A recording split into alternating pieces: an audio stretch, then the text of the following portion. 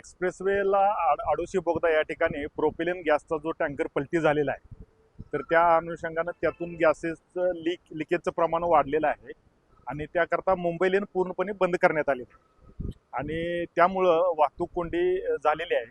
तर पुणा लेनची जी बाजू आहे ते पूर्ण खालापूर टोल प्लाझा इथपर्यंत वाहतूक कोंडी गेलेली आहे. जी पुण्याची बाजू आहे तर ती पूर्णपणे 10 ते 12 किलोमीटर लांब गेलेली आहे वाहतूक कोंडी. तर याकरता मी सर्वांना आवाहन करतोय की या ठिकाणी हे गॅस लिकेजचं प्रमाण कमी होऊन त्याचं पूर्ण समस्या म्हणजे पूर्ण दुरुस्त होण्यापर्यंत आपल्याला वाहतूक कोंडीचा सामना करावा लागणार आहे.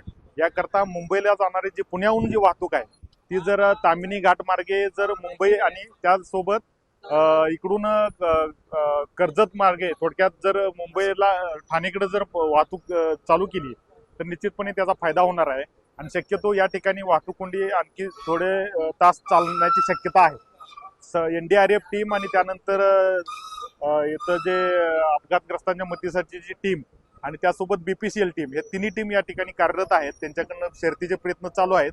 लवकरात लवकर याचं समस्या सुटू शकेल अशी अपेक्षा व्यक्त करतो.